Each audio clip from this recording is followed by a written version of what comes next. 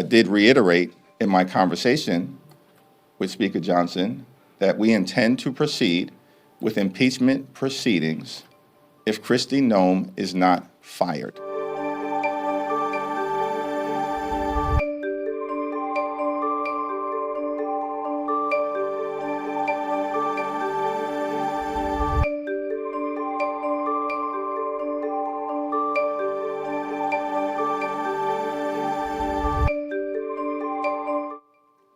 Kristi Noem is a complete and total embarrassment. She's a disgrace.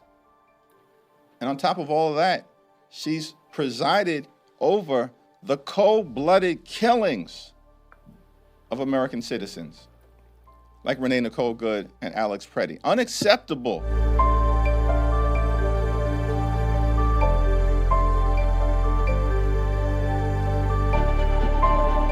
She should have never been confirmed. Shame on every Republican in the Senate who put this wildly unqualified person into a position of significance in the Department of Homeland Security so she could unleash brutalization on everyday Americans, American citizens, and law-abiding immigrant families. It's disgraceful. She's got to go.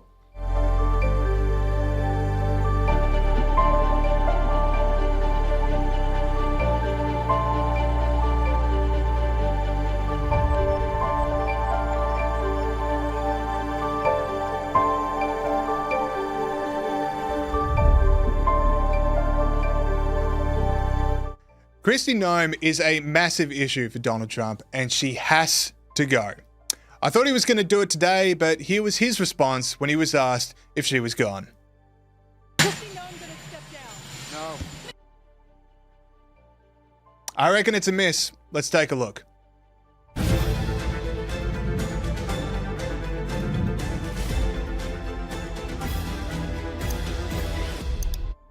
The central problem with Kristi Noem is that she is far too combative. Now, on the face of it, that is what you want in a Homeland Security Secretary, especially one appointed by the also combative Donald Trump.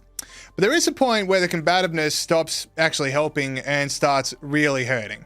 Now, when Alex Pretti was shot and killed by ICE agents after a struggle, here was Noem's immediate reaction. This looks like a situation where an individual arrived at this scene to inflict maximum damage on individuals and to kill law enforcement. When you perpetuate violence against a government because of ideological reasons and for reasons to resist and perpetuate violence, that is the definition of domestic terrorism. This individual who came with weapons and ammunition to stop a law enforcement operation of federal law enforcement officers committed an act of domestic terrorism. That's the facts. Now, there's a lot of big claims in there, delivered in a pretty black and white fashion. The exact same thing she did with Renee Good. But these claims don't correspond to what video evidence shows.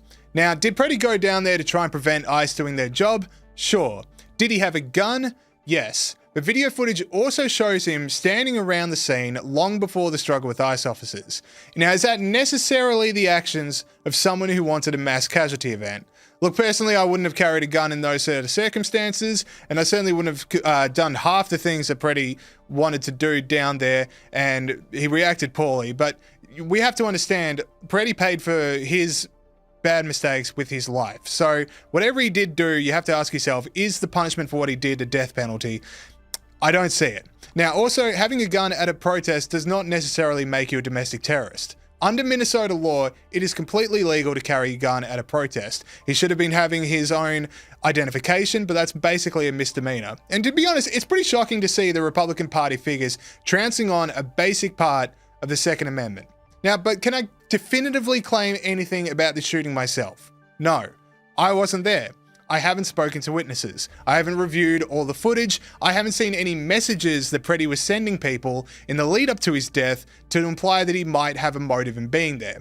Now, that's what the job of an investigation is, and that should be the response of authority figures to an incident like this. Donald Trump himself said it. Well, you know, we're doing a big investigation. I want to see the investigation. I'm going to be watching over it. I want a very honorable and honest investigation. I have to see it myself. Simple as that. There's an investigation. We're looking into it. We're not going to preempt the investigation by making any big statements now. Now, that is monumentally different to what Noem has been doing. And this is why it's a massive issue. Because voters saw a video of a man that kind of looks like them shot in the back by US officials. Now, no matter the legality, no matter the context, no matter the political persuasion of anyone involved, for voters in a country literally founded on the idea of fighting back against government overreach, the vision of that is against everything they stand for. To then rub salt in the wound by emphatically declaring that not only were those officials right to shoot that person, but the slain citizen had it coming, it's the kind of stuff that pushes loyal voters away. It's not what they signed up for. Now, here's what former Trump advisor and White House Chief of Staff Mick Mulvaney told this network yesterday. The legalities are one thing. Was the officer legally justified in discharging the weapon? Maybe we'll get an investigation, I hope, and we'll know the answer to that question. But most people don't care about that. They care about what it looks like. And it's not just the optics. It's, does it look right? Does it look fair? Does it violate some common sense? And the answer is yes. It does. When a law enforcement officer in this country shoots an unarmed civilian on his knees in the back several times, people want to sort of raise their hand and say, okay, no, that's enough. We're stopping now. You had me up until that particular point, but now it's different. Let's switch focus to Tom Homan, the border czar. Now, Donald Trump wrote on Monday on Truth Social, I'm sending Tom Homan to Minnesota tonight. He has not been involved in that area, but knows, and there are likes many of the people there. Tom is tough but fair and will report directly to me. Now, there's a few clues in there about how Trump is feeling.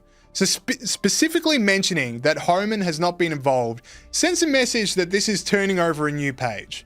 Whatever came before is past. Tom Homan represents a new approach.